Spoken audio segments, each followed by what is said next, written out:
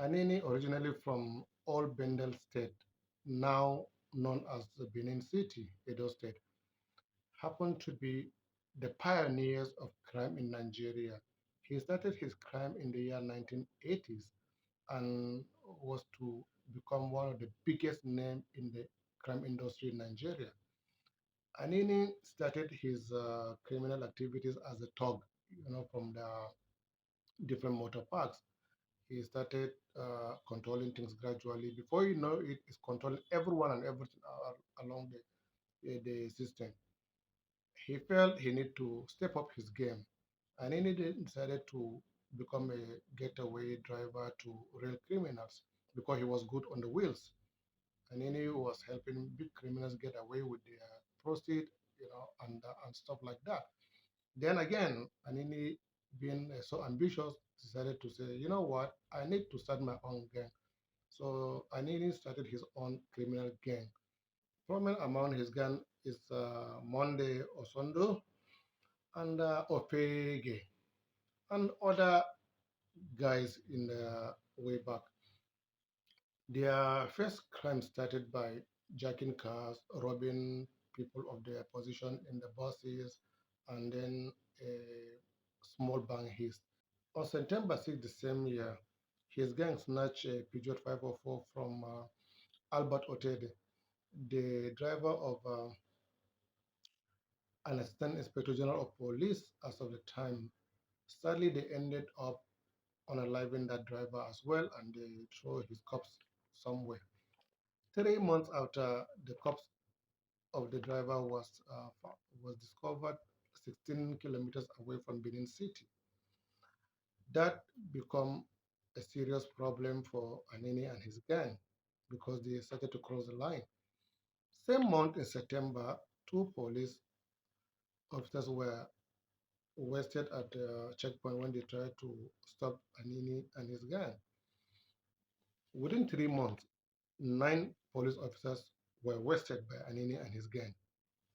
Anini, though spearheaded a 4-month reign of criminal activity, started to write letters to media outlets claiming to be some sort of Robin Hood. He even started going to marketplaces to throw money into the sky, and people are picking the money on the street, saying that he's taking it from the rich and giving it back to the needy. Pissed by this and more, the then head of state, General Ibrahim Badamasi Babangida, gave a marching order to all the security agencies to bring in Anini and his gang, dead or alive. Police manhunt could not bring into their reign, as the more police go after them, the more they are leaving a lot of dead bodies, on the trail and everything. They just keep hitting everywhere. In a week, they hit different places. In fact, Anini and his gang were even discussed during the Security Council meeting as of that time, because that was how bad it was, because it was new to Nigeria what Anini and his gang were doing at the time. The locals believed that Anini and his gang were some sort of uh, uh, legend. They can't be arrested, they have a power, they are ghostly, they are invisible. But soon, the day of reckoning will catch up with Anini and his gang. Finally, it took the courage of Superintendent of Police Kayode to lead a manhunt in the search and extraction of Anini and his gang, dead or alive, wherever they are hiding.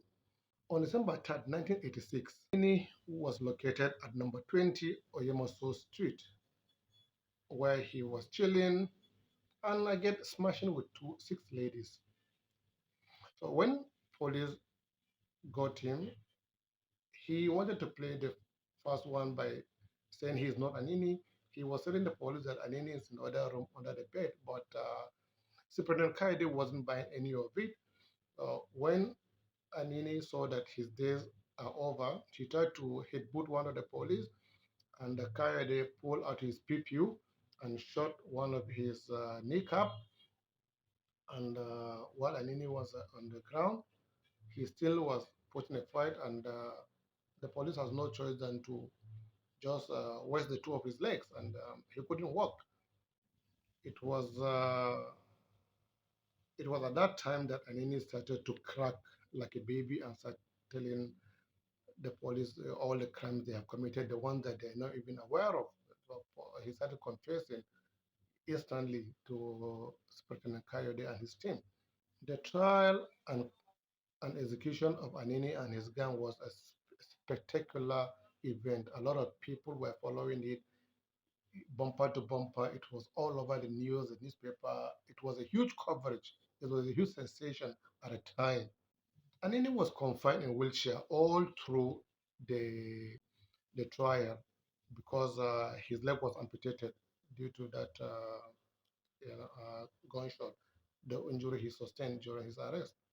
Anini and his key members were sentenced to death by firing squad, and on March 29, 1987, Anini was executed by the authorities, and that is the real picture of him with his gang, and that is the story of Anini, and